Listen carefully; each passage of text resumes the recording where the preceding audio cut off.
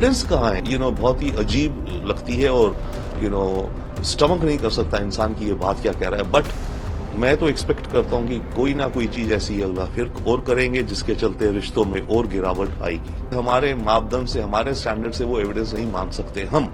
तो ये जो चल रहा है यही कॉम्प्लिकेशन है। इसी के चलते ट्रूडो खुद भी फंस गए हैं एक्चुअली। परंतु बात यह है कि नेशनल सिक्योरिटी का मुद्दा है, उन्होंने उठाया है।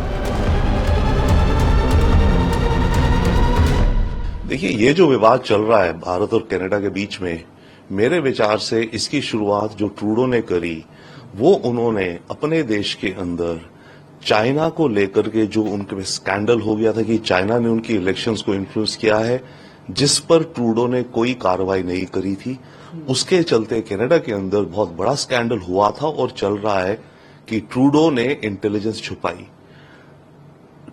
भारत को लेकर के ट्रूडो को मौका मिल गया कि चाइना से अटेंशन डिफ्लेक्ट करने का, उस मुद्दे से, अपनी कमजोरी से, अपने फेलियर से, और ये दिखाने को कि भी देखो मैं नेशनल सिक्योरिटी में कितना स्ट्रांग हूं। फॉरेन इन्फ्लुएंस जो हमारे देश में कुछ लोग कर रहे हैं, अब ये भारत है, इसकी मैं पूरी एग्रेसिव तहकीकात करूंगा। तो उसने डिसीजन लिया, मेरे ख्याल से गलत डिसीजन, कि भारत को एक तरह का स्केपगोट बना दिया। ओके, चाइना को लेकर के ट्रूडो के खिलाफ जो चार्जेस थे और हैं, उनसे अटेंशन डिफ्लेक्ट करने के लिए अपने देश के अंदर ये उसने चाल चली जो उसको बहुत उल्टी पड़ गई है। देखिए, ये जो उन्होंने बयान दिया, इन्होंने कल दिया है, जो कमेटी एक है जो कि चाइनीज इन्फ्लुएंस को इन्वेस्टिगेट कर रही है, जो हम अभी बात कर रहे थे। चाइना ने 2019 और 21 में कनाडा की सरकार में इलेक्शन पार्लियामेंट्री में 11 एमपीज ट्रूडो के पार्टी के जितवाए इनडायरेक्टली, और 9 एमपीज जो ऑपोजिशन थी कंजर्वेटिव उसके हरवाए, क्योंकि चाइना को था कि ट्रूडो सत्ता में रहे, वो सॉफ्ट है चाइना के लिए। ये बात कैनेडियन इंटेलिजेंस को पता थी और ट्रूडो प्राइम मिनिस्टर थे, पर इन्होंने ये किसी को बताया नहीं, जहां तक कि अपनी पार्लियामेंट तक को ये सेंसिटिव इंफॉर्मेशन नहीं दी। अब ये जो इंक्वायरी चल रही है, इसी इंक्वायरी की मैं पहले जिक्र कर रहा था कि इस इंक्वायरी से अटेंशन भटकाने के लिए ट्रूडो ने निज्जर केस को एक बहुत बड़ा मुद्दा बना दिया। अब इसकी जो इंक्वायरी कल थी, हियरिंग जो थी, तो वहां पर जो ट्रूडो ने कहा, डेफिनेटली बहुत ही अजीबोगरीब बात, कॉमन सेंस में समझ नहीं आती है। ये शब्दों का खेल तो नहीं है कि वो कहते हैं कि हमारे पास इंटेलिजेंस है बट हमारे पास एविडेंस नहीं है। तो इंटेलिजेंस और एविडेंस में जो भी गैप है आपके पास अगर नहीं है, तो आपने क्यों ये इतना बड़ा मुद्दा बनाया? वो आगे इसी कमेटी की हियरिंग्स में एक्चुअली निकल के आएगा। बट अभी तक तो जो हुआ है उसमें तो ट्रूडो ने बहुत नुकसान कर दिया है भारत को और अपने रिश्तों को, और ये नुकसान की भरवाई जल्दी होगी नहीं। भरवाई तो छोड़िए, अभी ये मामला और ज्यादा गंभीर और ज्यादा कॉम्प्लिकेटेड होता जाएगा, और ट्रूडो ही इसको और कॉम्प्लिकेटेड करेंगे, क्योंकि वो चाइना में जो उनकी वीकनेस रही चाइना के मुद्दे को लेकर के, कि भाई उन्होंने अपने देश की डेमोक्रेसी के साथ गद्दारी करी है, ये चार्ज है उनके अगेंस्ट। भाई चाइना ने इन्फ्लुएंस करके आपकी कुछ एमपी जितवा दे, बहुत बड़ी बात है, दूसरे के हरवा दिए।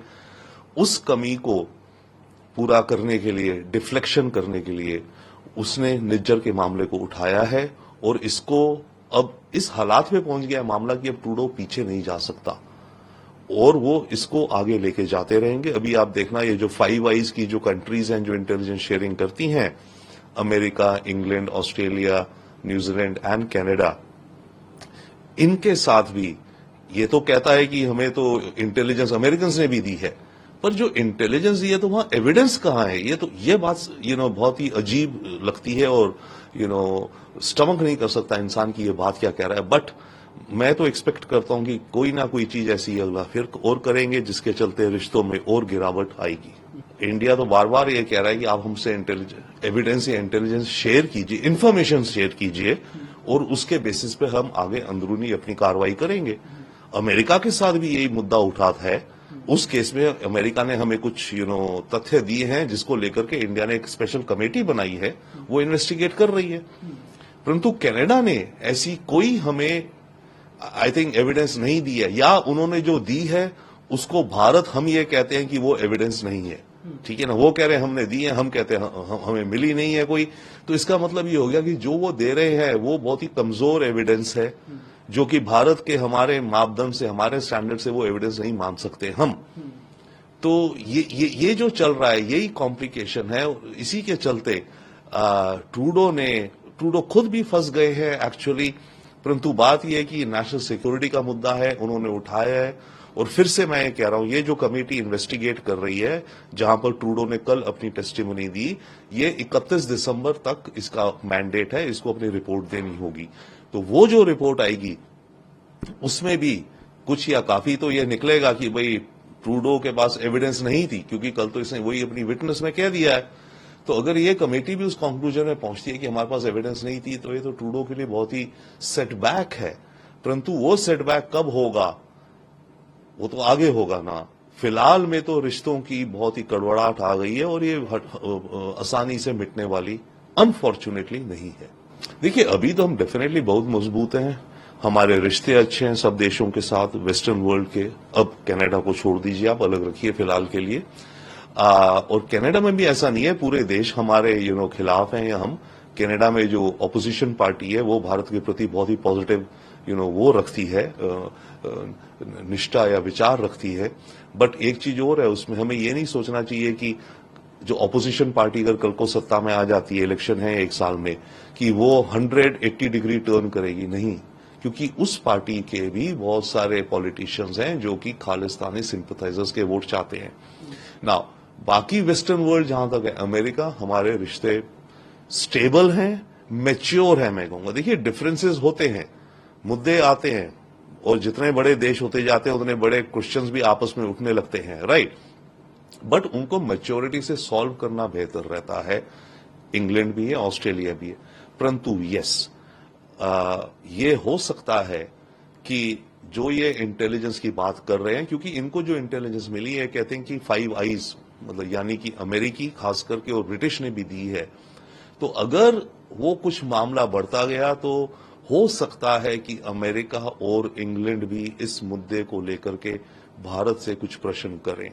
बट फिलहाल के लिए तो भारत की स्थिति एकदम क्लियर है और आगे भी क्लियर रहेगी। वो अगर कोई प्रश्न आएंगे हम उसका जवाब देंगे। बट आज की दुनिया ऐसी है कि हर एक को अपना इंटरेस्ट है भारत से रिश्तों में, और हमें इंटरेस्ट है। जिसको रिश्ते रखने में इंटरेस्ट है वो रखे, जिसको नहीं है ठीक है भाई, दुनिया बहुत बड़ी है, आगे चलते चलो। देखिए, बहुत बड़ी दिक्कत वाली बात है, और हम देख ही रहे हैं कनाडा के साथ रिश्तों में जो हो रहा है, इंग्लैंड में भी यही हो रहा है, अमेरिका में भी ये हो रहा है, ऑस्ट्रेलिया में भी हो रहा है, थोड़ा ऊंचा नीचा। इसमें दो चीजें, देखिए, एक तो है कि इन देशों के अपने कानून अलग हैं, कुछ अलग हैं, ओके। वहां पर यस, वो बात भी है, वो कहते हैं freedom of speech and expression, वो है, हमारे यहां भी है। बट उनके यहाँ एक अलग जो उसके कानून है वो कुछ अलग है। फॉर एग्जाम्पल, अमेरिका में आप अमेरिकी फ्लैग को जला दो, कोई केस नहीं बनता आपके खिलाफ, राइट। वहां पर वो इंडिया का फ्लैग भी जला दे तो कोई केस ही नहीं बनता। तो ऐसे में ये जो लूप होल्स हैं या वहां के जो लॉज हैं, हमें उन्हें समझना भी पड़ेगा कि उन सिस्टम्स में क्या चीज किस हद तक मतलब टॉलरेट करी जाती है और नॉर्मल मानी जाती है, राइट। वो तो है। परंतु बात यह है कि उसके आगे देखिए, सिंपैथी रखना खालिस्तान के मुद्दे को लेकर, ओके, वो अलग बात है। परंतु खालिस्तान के मुद्दे को लेकर के आतंक पे उतारू हो जाना, वो बहुत अलग चीज है।